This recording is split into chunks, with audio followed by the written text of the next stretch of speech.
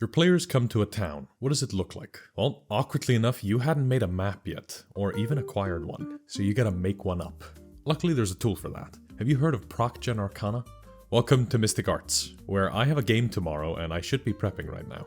My name is Daði, I'm a professional writer and director, and I've been DMing for 10 years. In this episode, we're hopping into the art corner to talk about generating maps. I think the official D&D town maps look great. I remember seeing Phandalin for the first time, and it really captured my imagination. The 10 towns in Rime of Frostmaiden had the same effect. I have all the 10 towns. I wanted to be in those towns. Those tiny little towns just seem so inviting.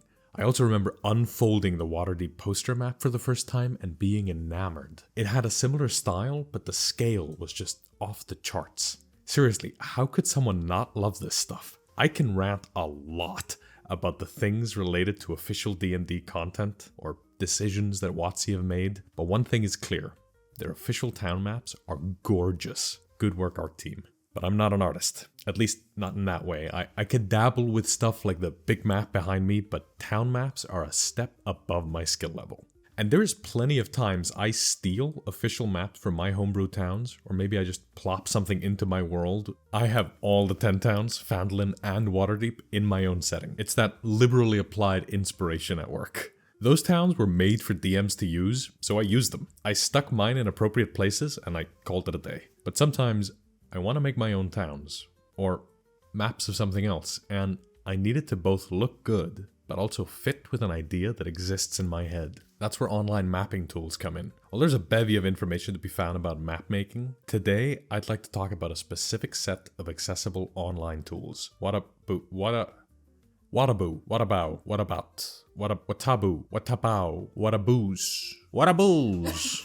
Watabou's Procgen Arcana.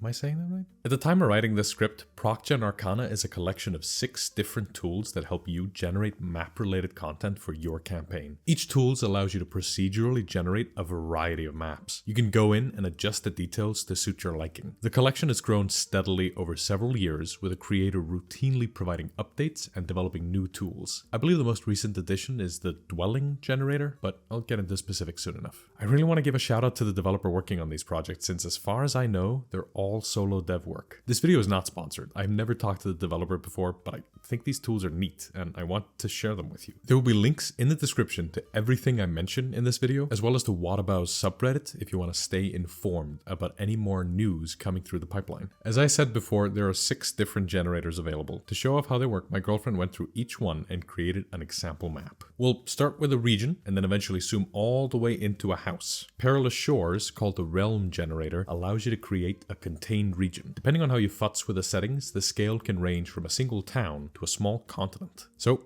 we start with the key factors that feed information into the generator, the region parameters. You'll see a big list of keywords describing different kinds of features. Just click on the ones you'd like to include, or click again to get rid of them. We settled on Fjord, Highland, and Neutral, as it got us the general shape we wanted. A little bit of everything. If you're ever unsure what a parameter means, you can shift-click on the term to get a little description. There's a neat little feature called Vantage Point, which you can use to widen the map if you ever feel like you're a bit too far away from what you're working with. Once you've settled on a realm layout, you'll probably want to rename the settlements, geographical areas, or any landmarks. If there's ever an area that doesn't have a label, you can right-click on it and select Add to Almanac. If your campaign uses a hex crawl system, there's also some customization there for hexes. Adjust the colors and style to fit your preference. The Medieval Fantasy City Generator is one of, if not the most popular tool in this collection.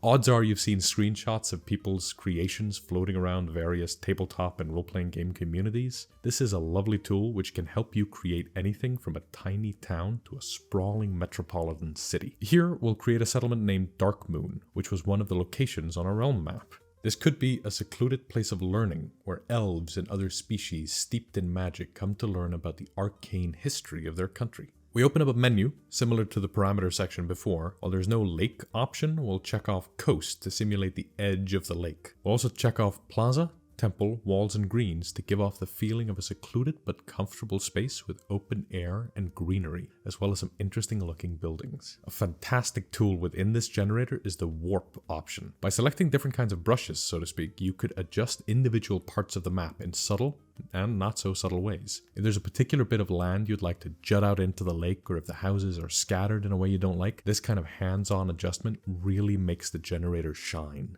Village generator is similar to the city generator, but the focus here is on smaller populations. You're not high up in the sky, you can see the roads and the trees, even add ponds. Make the quaint medieval village of your dreams. Cave/glade generator is as straightforward as it sounds. If you feel like you scribble the same looking cave every time your party decides to go clambering through the mountains, this tool is an easy way to have a large collection of practical but diverse cave systems. You can then change the look of it to be more like a wooded glade while maintaining the same structural tools. One-page dungeon generator is exactly what it sounds like. Create a dungeon that fits easily on one page. There is a lot of different keywords you can adjust, so it takes some time to finesse, but having a solid dungeon base can make preparing for dungeon crawls way easier. Dwellings is a generator that creates building floor plans. You can adjust the settings like number of floors, windows, types of doors, staircases, and more. One of the great parts of this tool is that it can actually create floor plans based on houses from your medieval fantasy city. So if you want to maintain that kind of continuity, you can. In my opinion, the key aspect of these generators is how much they're actually customizable. It's easy to assume that if you're using procedural generation, you're stuck with whatever the machine spits out. But across the board, Procgen Arcana provides you with a variety of options to play with. Some have variations that you can sift through, while other tweaks can be either checked on or off. By default, some of the generators create text for you. In general, it's pretty generic, but that's because it's machine generated. The developer created a set of rules for the generators to follow, and you might not agree with them. Feel free to keep any of the names you like, and change the ones you don't. As fun as these tools are, I know there are lots of you that want complete control over how your maps look. You might be bothered by some bit of building in the city generator that just refuses to budge, or how other buildings are added when you warp a particular section, or maybe the realm generator isn't expansive enough for you, especially if you want to create something akin to a globe or a world map. These generators are, of course, limited by their nature. They can spit out endless images, but if it never matches what you already got in your head, then you might never be satisfied. If anything, I think the most practical tool here is the dungeon generator. If your campaign is heavily based on dungeon crawls or you enjoy crafting dungeons by hand, then go ahead and skip this one. But I know there are tons of DMs out there that don't want to sit down and try and come up with an interesting collection of rooms and hallways.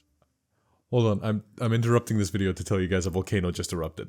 It literally just erupted 15 minutes ago. It's like the 5th one this year. I can see it outside my living room window. Let's go Iceland. Woo!